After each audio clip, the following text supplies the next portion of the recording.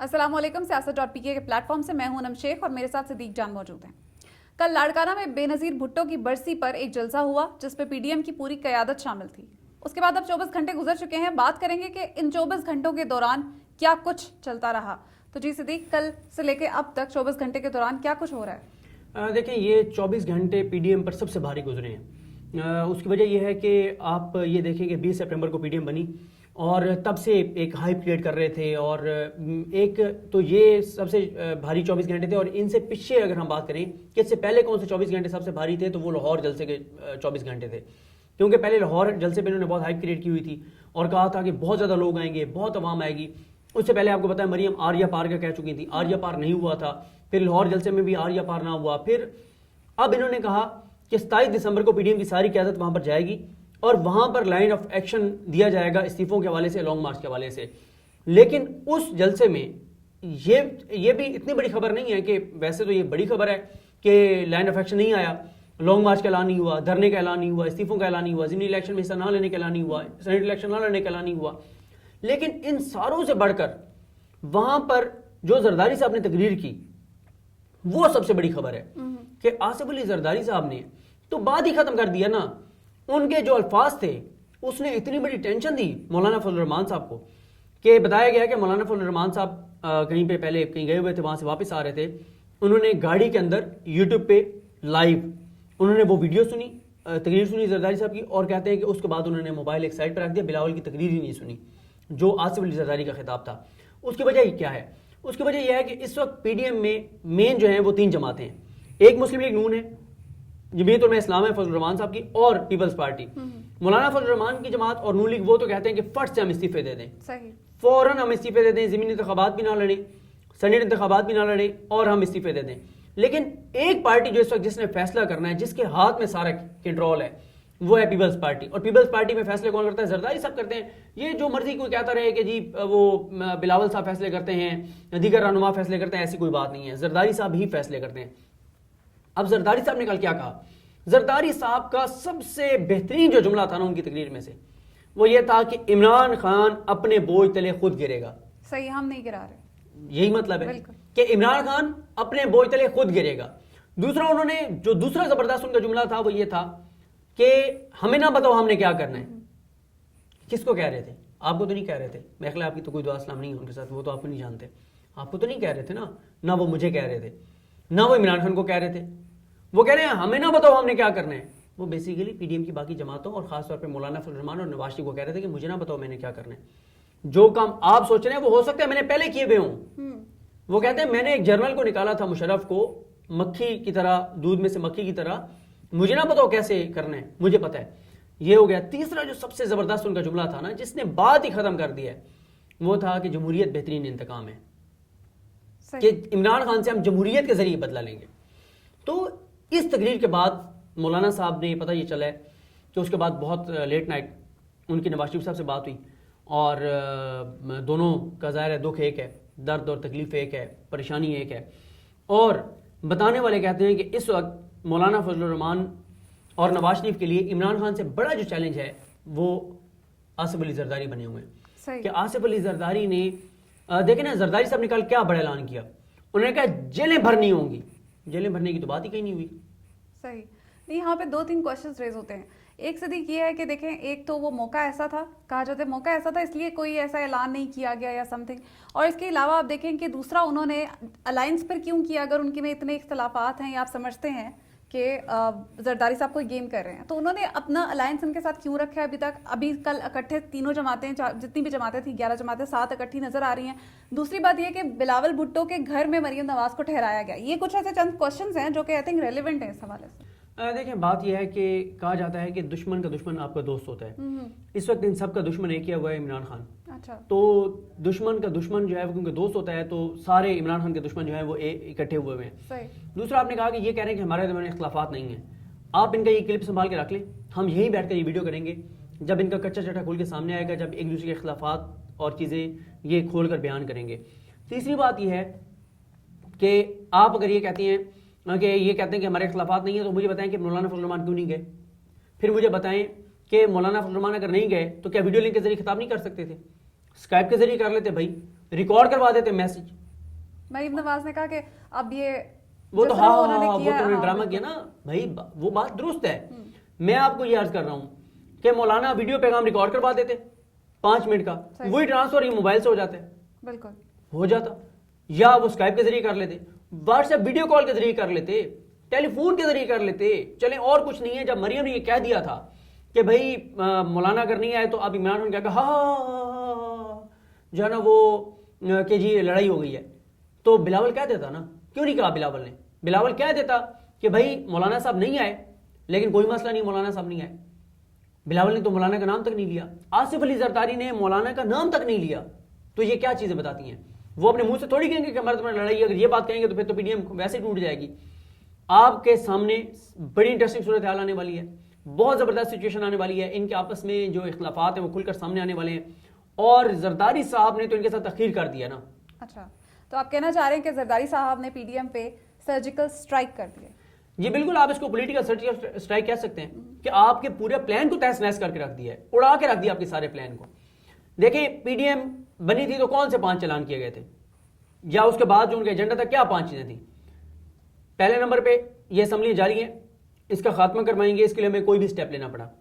ہم جو ہے وہ لانگ مارچ کریں گے, ہم دھرنا دیں گے, ہم استعفے دیں گے, ٹھیک ہے, ہم جو ہے وہ کسی بھی حد تک جائیں گے. مجھے بتائیں زرداری صاحب نے ان 5 چیزوں میں سے کیا اناؤنس کیا؟ کیا انہوں نے کہا ہے کہ ہم جو ہے وہ فلاں تاریخ کو لانگ مارچ کریں گے؟ کیا انہوں نے کہا ہے ہم دھرنا دیں گے؟ قمر الزمان قاہرہ صاحب کہہ چکے ہیں کہ اگر ہم طاہر القادری کے دھرنے کو غلط کہہ دیتے تو ہم پی ڈی ایم کے دھرنے کو کیسے ٹھیک کہیں گے؟ بالکل. دوسری بات یہ ہے کہ اعزاز صاحب دیکھیں میرے لیے زرداری صاحب کا اعلان کون سا بڑا ہوتا؟ سب سے بڑا کہتے سندھ حکومت کی قربانی ہم دے رہے ہیں, سندھ حکومت ختم کر رہے ہیں, یہ اعلان تھا. زرداری صاحب کہتے لانگ مارچ ہوگا فلاں تاریخ کو, وہاں پہ ہم دھرنا دیں گے اور تب تک واپس نہیں آئیں گے جب تک عمران خان کی چھٹی نہیں ہو جائے گی. یہ بڑا اعلان تھا. انہوں نے تو جیل بھرو تحریک کی بات کی ہے. جیل بھرنے کی بات کہاں سے آ گئی؟ یعنی آپ شروع میں ہی اپنے دشمن کو بتا رہے ہیں کہ ہم اتنے کمزور ہیں کہ ہمیں اپنا مستقبل جیلوں میں نظر آ رہا ہے. صحیح. آپ تو اپنے دشمن کو کہتے ہیں کہ بھئی تم جیل میں جاؤ گے. جب آپ کی جنگ ہوتی ہے نا, آپ کا جو مخالف ہوتا ہے, آپ مجھے بتائیں وہ کون سا سپہ سالار ہے جو جنگ کے شروع میں ہی اپنی فوج کو کہے کہ یار ہم جنگ تو کر رہے ہیں, مجھے لگتا ہے ہم ہار جائیں گے اور ہم جیلوں میں ہوں گے, ہم پکڑے جائیں گے, ہم پابند سلاسل ہوں گے. اچھا یار ہم جنگ تو کر رہے ہیں, ہو سکتا ہے ہم جیت جائیں, ہو سکتا ہے, کوشش تو کر کے دیکھ لینا, لیکن لگتا نہیں ہے. کوئی سپہ سالار ایسے کہتا ہوتا ہے؟ بالکل نہیں. ہمیشہ جو سپہ سالار ہوتا ہے, جو فوج کی قیادت کرنے والا ہوتا ہے, وہ کہتا ہے بھائی ہم جیتنے کے لیے جا رہے ہیں, ہم نے جیتنا ہے بھائی, ہمارا دشمن شکست کھائے گا, ہم فتح یاب ہوں گے. اس کا جوش بتا رہا ہوتا ہے, اس کا ولولہ, اس کی باڈی لینگویج, اس کے جو سپاہی ہوتے ہیں, اس کے جو کارکن ہوتے ہیں, اس کے جو جوان ہوتے ہیں, وہ اس کی باڈی لینگویج کو دیکھ کے اور ان کے اندر حوصلہ آتا ہے. زرداری صاحب کیا کہہ رہے ہیں؟ ہمیں جیلیں بھرنی ہوں گی, ہم جیل بھرو تحریک چلائیں گے. حکومت تو چاہتی ہے کہ آپ کو جیلوں میں ڈالے, آپ خود کہہ رہے ہیں ہم جیلوں میں جائیں گے, تو پھر ان کو اور کیا چاہیے؟ زرداری صاحب نے کل ایک بھی وہ اعلان نہیں کیا جو ان سے ایکسپیکٹ کیا جا رہا تھا. یہی وجہ فضل الرحمان صاحب نے رات کے کال کیا ہے میاں نواز شریف کو اور کہا ہے کہ میاں صاحب کام بہت خراب ہو گیا ہے, سمجھ نہیں آتی جائیں تو جائیں گا. اب میاں نواز شریف جو ہے وہ خود تو بیٹھے ہے باہر, اس کو تو کوئی فوری طور پہ کوئی پریشانی نہیں ہے.